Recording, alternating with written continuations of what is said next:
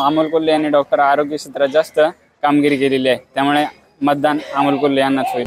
पवार साहेबांनी ज्या गोष्टी केल्यात शेतकऱ्यांसाठी किंवा आयटी पार्क जो उभा केलाय तो फक्त त्यांच्यामुळेच। सो माझं जे मत असेल ते योग्य व्यक्तीलाच असेल। मी जे मतदान केले ते सुशिक्षित आणि योग्य व्यक्ती निवडलेली आहे आणि ती संसदेत जाऊन तरुणांचे प्रश्न सोडवेल याची मला खात्री आहे।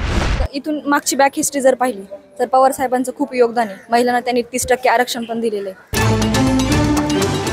लोकशाहीचा सर्वात मोठा उत्सव सध्या देशामध्ये सुरू आहे। लोकसभेच्या निवडणुकीचा 4थ्या टप्प्याचं आज मतदान होत आहे। हे मतदान करताना अनेक असे युवा मतदार आहेत की ज्यांनी आज पहिल्यांदाच मतदानाचा हक्क बजावला आहे। आपल्यासोबत काही युवा मतदार आहेत। काय सांगाल, तुम्ही आज पहिल्यांदा मतदान केले, काय भावना होत्या? मतदान सुशिक्षित अशा व्यक्तीलाच करेल आणि मी स्वतः डॉक्टर आहे।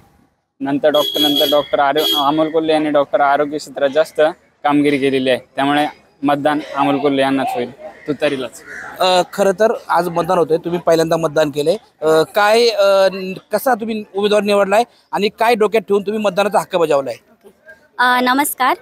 तर मला असं वाटतं की माझं जे पहिलं मत असेल तो योग्य व्यक्तीलाच जाईल आणि महाराष्ट्रासाठी किंवा शेतकऱ्यांसाठी ज्या चांगल्या गोष्टी होतील त्या पण योग्य व्यक्तीकडूनच केल्या जातील। सो माझं मत बरोबर व्यक्तीला जाईल आणि पवार साहेबांनी ज्या गोष्टी केल्यात शेतकऱ्यांसाठी किंवा आयटी पार्क जो उभा केलाय तो फक्त त्यांच्यामुळेच। सो माझं जे मत असेल ते योग्य व्यक्तीलाच असेल। थँक्यू। काय सांगाल, तुम्ही पण आज पहिल्यांदाच मतदान केलंय? पहिल्यांदा मतदान करून खूप छान वाटतंय पहिली गोष्ट, आणि माझं मत हे योग्य व्यक्तीला जाणार आहे नक्की।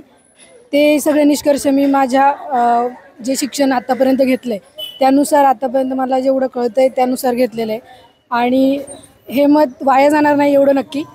ज्याला तुम्ही मत दिलंय, जो उमेदवार निवडून येईल त्याच्याकडनं तुमच्या काय अपेक्षा आहेत भविष्यासाठी? तरुण पिढीला त्यांनी सपोर्ट करावा, कारण आता पूर्ण पुढचं जे आहे राजकारण किंवा सामाजिक हे ते तरुण पिढीवर आहे सगळं अवलंबून। तर त्यांच्या ज्या समस्या असतील त्या योग्य रीतीने सोडवाव्यात त्यांनी, आणि आपल्या जो भाग आहे शिरूर लोकसभा मतदारसंघ यातून खूप चांगली प्रगती घडावी एवढं वाटतं मला। काय सांगाल, तुम्ही आज पहिल्यांदा मतदान केलंय, काय भावना आहेत, कसं वाटतंय? आज मी पहिल्यांदा मतदान केले त्याचा मला आनंद आहे आणि पहिलं मतदान करून मला आनंद वाटला आणि मी जे मतदान केले ते सुशिक्षित आणि योग्य व्यक्ती निवडलेली आहे आणि ती संसदेत जाऊन तरुणांचे प्रश्न सोडवेल याची मला खात्री आहे। काय सांगाल? मस्त वाटतंय, लोकशाहीचा एक भाग झालोय आणि प्लस मी स्वतः स्पर्धा परीक्षांचा अभ्यास करते, तर आमच्यासाठी योग्य व्यक्तीलाच मत दिलेलं आहे। तुम्ही स्पर्धा परीक्षेचा अभ्यास करताय, तर योग्य व्यक्ती कसा निवडला आणि त्याच्याकडे तुमच्या काय अपेक्षा राहतील? तर इथून मागची बॅक हिस्ट्री जर पाहिली तर पवार साहेबांचं खूप योगदान आहे। महिलांना त्यांनी 30% आरक्षण पण दिलेलं आहे आणि प्लस तिन्ही दलामध्ये महिलांना सपोर्ट त्यांनीच केलेला आहे। तर मग माझं मत योग्य व्यक्तीला तुतारीलाच असेल।